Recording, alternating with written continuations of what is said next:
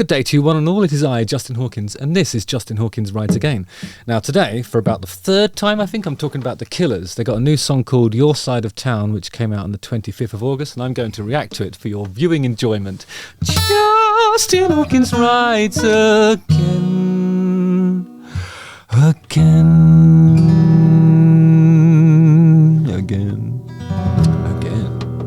Probably asking yourself, how come she's got that snazzy shirt on with a lovely bow? And I thought, you know, if I don't get to wear something like this when I'm talking about The Killers, when am I going to wear it? The answer, of course, being never. This might be the last time I wear it, because looking at this sort of thumbnail picture of The Killers, they all look like they're wearing kind of like they should be in a biker gang or something like that. One of them's got a sleeveless denim ensemble. There's a leather shirt. There's all kinds of masculine stuff. I've got this wrong. I got this badly wrong. Anyway, Your Side of Town was produced by the band together with Stuart Price and Sean Everett. And it was described by The Killers as a tune that has the ghosts of a lot of the synth music that inspired us over the years. The track was to be featured on a new album filled with similar sounding tracks, but the singer Brandon Flowers lost enthusiasm for the project, wanting instead to return to the stripped back acoustic sound of the band's most recent studio album, 2021's Pressure Machine. He said, halfway through recording, I realised I can't do this. I don't think you'll see us making this type of music anymore. Wow. This is the crisis I'm in, Brandon explained. The Killers are my identity and our songs fill the seats, but I'm more fulfilled making music like Pressure Machine. I found a side of myself writing it that was strong. This was the guy I'd been looking for. I'm as proud of Hot Fuss as you can be for something you did when you were 20, but I'm not 20, so I'm thinking about the next phase of my life. This sounds so mature and cool. Really appreciate that sentiment, actually. Michael Paccio 1362 says, sounds very much like Pet Shop Boys, but of course uniquely The Killers. Well done, guys. Love the Pet Shop Boys. I bought West End Girls when it came out in 1980, whatever the it was. Lacks Me Mine, some numbers, said, a new style without a doubt. I love these changes that The Killers make without losing their essence. That's part of it, isn't it? It's like how much of the aesthetic of your music can you actually tamper with before you start losing your identity? I suppose as long as you've got that voice, you're all right. I'm going to watch this and tell you what I think.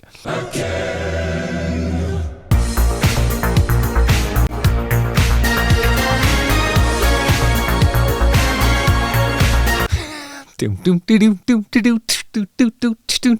can see what that person meant about Pet Shop Boys. That's actually a good call.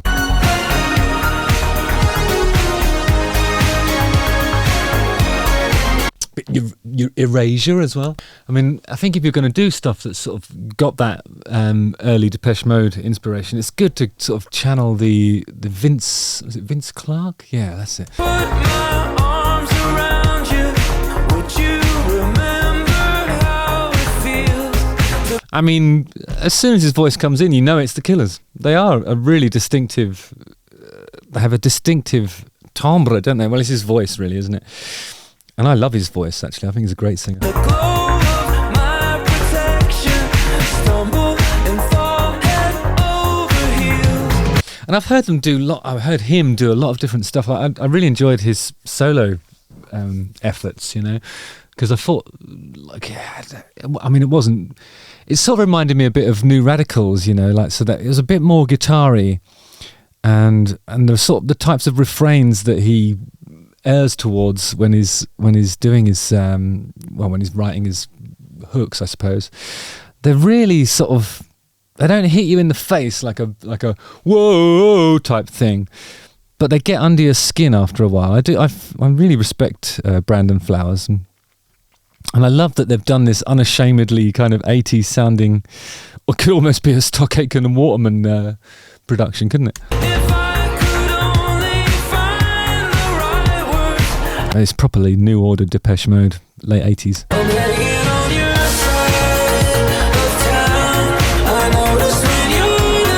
And there's the really modern kind of, this is when they use auto-tune or something to snap the pitch of the vocal. You know, it sort of sounds, it's so aggressively applied that it almost sounds like a vocoder. So this is using the autotune as an effect, not to disguise any singing inability.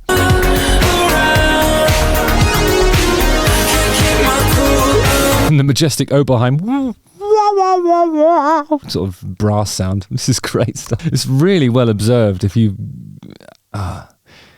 released this in 1987, it would do really well, probably, even in what would be at that time a flooded market for synthesizer pop music.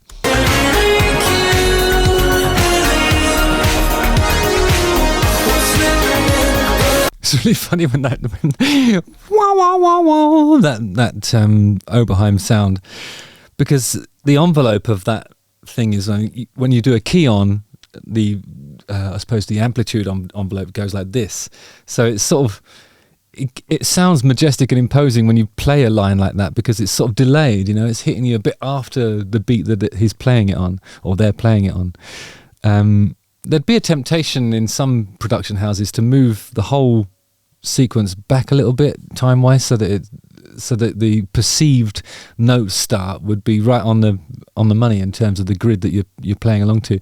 But I love the way they've left it so it's sort of late. It really sounds human, and it's probably programmed and quantized, but just because of the amplitude envelope of that synth patch. And I'm really into synthesizers. I have many of them tattooed upon my body because I'm a fucking idiot.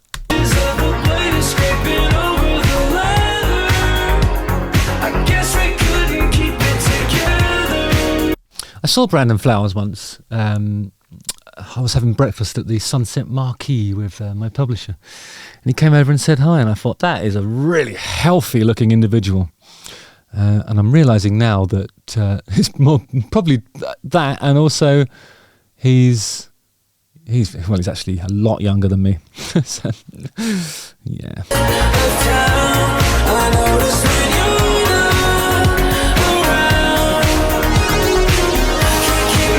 I'll never stop laughing at that. Wow, wow, wow, wow.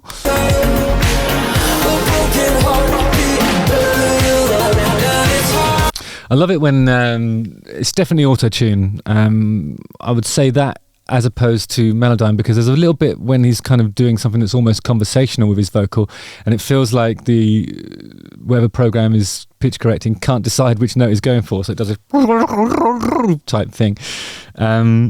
And they've just really committed to that effect, and I really appreciate it. But it makes me think it's probably auto-tune, because I think with Melodyne you get an opportunity to sort of draw the lines and say what you actually want. Because sometimes if you do a thing like that where the program can't even recognise what note you're trying to snap to, you can actually decide that for it. Auto-tune doesn't work like that. It just snaps to whatever it thinks is the chromatic pitch that you're aiming for, and it guesses, and it hasn't got the benefit of AI technology to help it with that. It just goes for whatever it's nearest to, which is what I think is happening here.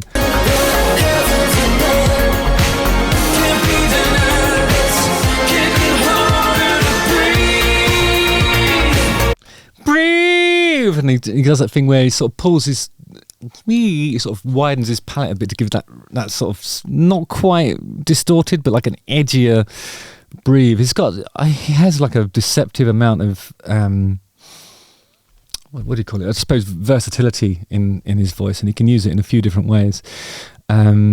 So I love the way he's waited until 2 minutes 38 to sort of open up that Eve thing and push a bit more air through. It's pretty cool.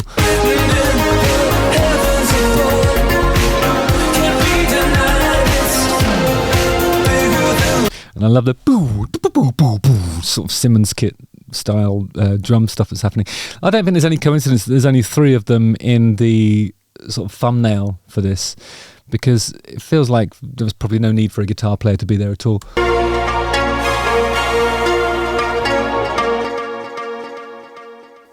Yeah. Okay, well, I mean, I don't think it's the sort of song that gets under my skin immediately, but I just really think that the aesthetic is so well observed. It's a really brilliant piece of sort of mid to late 80s synthesizer-led pop rock. And it's just really well done, I think. Big fan of the Killers, and I really appreciated Brandon's words about a new phase of his sort of artistic career, and I can see why he lost enthusiasm for this project, because they have moved on from this, really. And it does sound of its time, if it was, it does sound of that time, you know. So yeah, that's it. Well done, the Killers. Justin Hawkins rides again. Don't forget to like, subscribe, hit the bell for notifications, and watch one of these 2 videos while I go and deal with a plumbing emergency. And that is not a euphemism. Nice one, guys. See you later.